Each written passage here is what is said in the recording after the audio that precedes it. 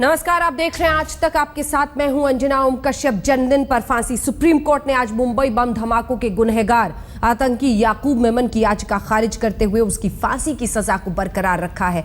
दो खास मेहमान हमारे साथ इस चर्चा में जुड़ रहे हैं क्योंकि कई लोग ये कहते हैं कि इंसाफ इस मामले में अटका हुआ है। कई सारी दलीलें इसके लिए दे रहे हैं। उन सब का जवाब देने के लिए हमारे साथ उज्जवल निकम साहब, वरिष्ठ वकील, सीधे मुंबई से जुड़े हुए हैं। वारिस पठान साहब हमारे साथ, एमएलए MIM के जुड़े हुए हैं। इन दोनों के पास चलेंगे, लेकिन उससे पहले आपको दिखाते हैं अपनी ये रिपोर्ट। किस तरह से सुप्रीम कोर्ट की 3 जजेस की बेंच ने कहा कि याकूब की क्यूरेटिव याचिका पर दोबारा सुनवाई की जरूरत नहीं है।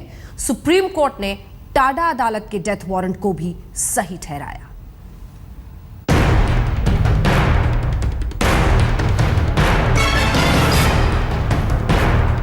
फांसी पर लटकेगा याकूब मेमन। सुप्रीम कोर्ट ने खारिज की याचिका। 1993 मुंबई बम धमाके के गुनहगार याकूब की फांसी पर जारी सस्पेंस आज खत्म हो गया। सुप्रीम कोर्ट की 3 जजों की बेंच ने आखिरकार आज याकूब की मौत पर मुहर लगा दी। सुप्रीम कोर्ट की लार्जर बेंच ने याकूब की याचिका खारिज करते हुए उसकी फांसी की सजा बरकरार रखने का फैसला लिया। याकूब मेमन की याचिका खारिज कर दी गई माननीय सर्वोच्च न्यायालय द्वारा, और उन्होंने कहा कि जो डेथ वारंट है वो इन ऑर्डर है। इसके पहले जो क्यूरेटिव पिटीशन डिसाइड किया गया था 3 जज द्वारा वो सही है, और इनकी रीट पिटीशन जो फाइल हुई थी उसको खारिज कर दिया। सुप्रीम कोर्ट की 3 जजों की बेंच को 2 याचिकाओं पर फैसला लेना था। पहला, क्यूरेटिव याचिका पर आगे सुनवाई हो या नहीं। दूसरा, याकूब के डेथ वारंट पर। सुप्रीम कोर्ट की लार्जर बेंच ने माना कि क्यूरेटिव याचिका पर सुनवाई में कोई खामी नहीं है और इस पर दोबारा सुनवाई की जरूरत नहीं। टाडा कोर्ट से डेथ वारंट की याचिका पर सुप्रीम कोर्ट की 3 जजों की बेंच ने कहा कि डेथ वारंट में कोई चूक नहीं हुई है। कोर्ट ने यह भी कहा है कि जो आरोपी की तरह से जब बहस कर रहे थे कि इसमें इलीगैलिटी हुई है क्योंकि उसका क्यूरेटिव पिटीशन है, और उनका कंटेंशन सुप्रीम कोर्ट ने ठुकरा दिया है। और मुझे लगता है कि अभी लीगल इम्पीडिमेंट कोई नहीं है जिसकी वजह से डेथ वारंट की आगे चलकर सरकार अमल बजावनी कर सकती है। मैं समझता हूं कि सुप्रीम कोर्ट ने सारे पहलू देख लिए होंगे और इसलिए अब कोई और दावपेच लगाने का गुंजाइश नहीं है। आपको बता दें कि सुप्रीम कोर्ट के फैसले से ठीक पहले महाराष्ट्र के राज्यपाल ने भी याकूब की दया याचिका खारिज कर दी। नागपुर सेंट्रल जेल में बंद याकूब मेमन को अब कल सुबह 7 बजे फांसी दी जाएगी। याकूब मेमन का ये मामला सुप्रीम कोर्ट के इतिहास में इसलिए भी अहम माना जाएगा कि शायद ये पहली बार ऐसा हुआ है कि क्यूरेटिव पिटीशन का रिव्यू सुप्रीम कोर्ट ने सुना है। फांसी की सजा पाए किसी कैदी को जितने भी कानूनी विकल्प होते हैं उससे ज्यादा विकल्प याकूब मेमन ने इस्तेमाल किए, लेकिन अब ये सारे विकल्प खत्म हो चुके हैं।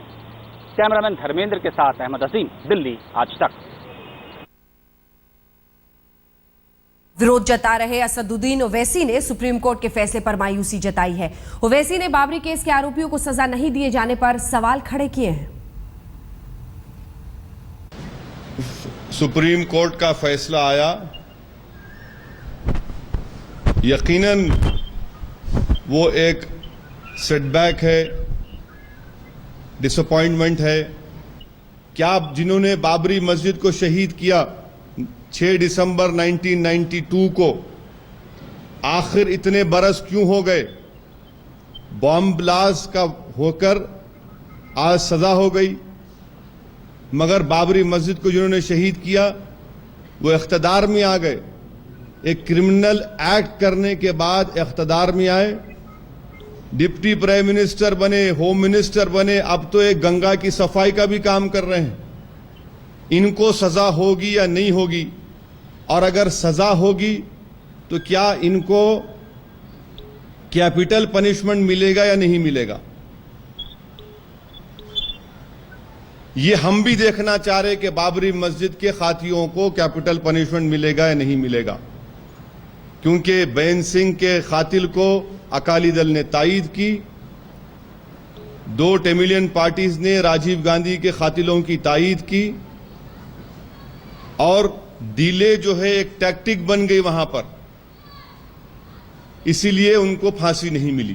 इस बीच मुंबई के थानों में अलर्ट भी जारी कर दिया गया है। माना जा रहा है कि अगर 8 बजे तक फैसला आ जाता है और कल फांसी होती है तो मुंबई के थानों में इस पर अलर्ट जारी कर दिया गया है। दो खास मेहमान हमारे साथ जुड़े हुए हैं। संबित पात्रा जी अब भारतीय जनता पार्टी के प्रवक्ता हमारे साथ जुड़ गए हैं। वारिस पठान साहब एमएलए MIM के हमारे साथ हैं।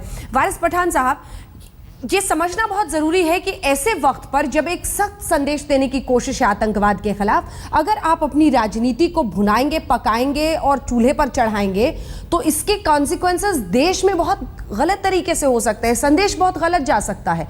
क्या इस जिम्मेदारी का आपको एहसास है? आप एक विधायक हैं।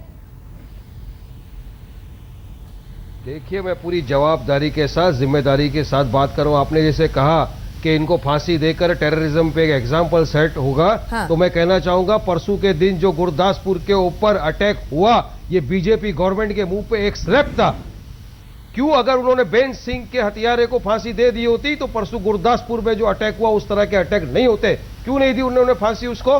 क्यों राजीव गांधी के हथियारों को फांसी पे नहीं चढ़ाया गया? अरे हमारा मुतालबा है जस्टिस से।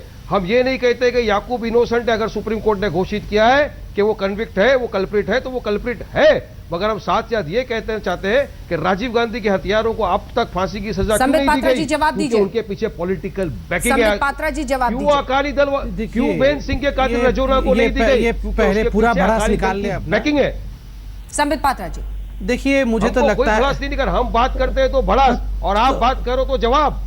आप तरीका देख लीजिए ना, दुनिया देख रही है। हम लोग यहाँ आप बोल लीजिए, बैठे हैं, दुनिया देख रही है। आपने जो किया है, गुरदासपुर रुक सकता था, उस तरह की एक्टिविटी। क्या बोल रहे हैं? आपने जो किया है मतलब क्या होता है? ये आपने जो किया है उसका मतलब क्या होता है? गुरदासपुर भाजपा ने किया है, क्या बोलने की? अरे यहाँ पाकिस्तान को बचाने की कोशिश कर रहे हैं। यहाँ आप वारिस पठान साहब, आप हिंदुस्तान के विधायक हैं, पाकिस्तान के विधायक नहीं है। आप हिंदुस्तान के विधायक हैं, सोच समझ के बोलिए। ये मत बोलिए कि भाजपा ने किया है गुरदासपुर। आप पाकिस्तान के विधायक हैं क्या? किस प्रकार की बातों को बोलते हैं आप? क्यों? अरे याकूब मेनन को फांसी होगी, आप इतना परेशान हैं जैसे कि आप याकूब मेनन को बेकसूर मानते हैं। परेशान नहीं है, आप परेशान नहीं है तो क्या दिख रहा है सेटबैक मानते हैं। आपको एक हफ्ते से आपको मैं देख रहा हूँ, बाबरी मस्जिद के कातिलों को फांसी नहीं हुई। परेशान होके जो घूम रहे हैं वो दिख रहा है हिंदुस्तान को। ये है सुमित पात्रा जी, सुमित पात्रा जी, डिसअपॉइंटमेंट इस बात का है कि बाबरी मस्जिद के कातिलों को अब तक फांसी नहीं हुई। श्री कृष्ण कमीशन का रिपोर्ट अब तक इंप्लीमेंट नहीं हुआ। उसमें जो दोषी ठहराए थे 900 लोगों के कत्ल के जो गुनहगार हैं उनको फांसी नहीं हुई। बाबू बजरंगी माया कोडनानी को अब तक फांसी नहीं हुई। उनको क्यों सिर्फ लाइफ इंप्रिजनमेंट दिया गया? 97 लोगों को उन्होंने भी मारा।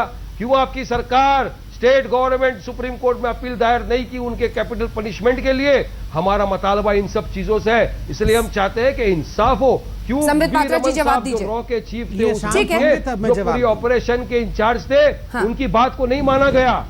जब 2 जज कल सुप्रीम कोर्ट के इत्तेफाक कर रहे थे, जस्टिस कुरियन साहब की बात गया। ये हैदराबाद का मंच नहीं है, उन्होंने कहा कि कहीं ना कहीं क्यूरेटिव पिटीशन में प्रॉब्लम था, इसलिए 3 जज का गठन किया गया। पठान साहब, एक तो आप कंफ्यूज हैं। आप बोलिए, मैं आपको पठान साहब, एक तो आप कंफ्यूज हैं। पठान साहब, यकीन नहीं होता, खुद एक वकील हैं फिर भी इतने कंफ्यूज हैं। एक वक्त पे आप कहते हैं कि अगर उसको कोर्ट ने दोषी ठहराया है तो उसको, एक सेकंड सर, आप खुद ही कह रहे हैं। देखिए, अरे पठान साहब, अपनी बात तो अपने कानों से सुनिए। आप ये कह रहे हैं कि कोर्ट ने अगर किया है तो सही है। आप खुद कहते हैं कोर्ट ने किया तो सही है, फिर अगले ही पल आप डिफेंड करने लगते हैं याकूब मेमन को। तो कह दीजिए ना कि आप एक आतंकी के साथ हम ये करते हैं कि जस्टिस होना चाहिए, और मैं अकेला नहीं कह रहा हूं, मेरे साथ पूरा देश कह रहा है। 40 एमिनेंट पर्सनैलिटीज देश की गई थी प्रेसिडेंट के पास मर्जी पिटीशन लेकर, और कहा गया कि उसको कैपिटल मत दो, लाइफ दो। हम नहीं, हमारा पूरा देश मांग रहा है जस्टिस।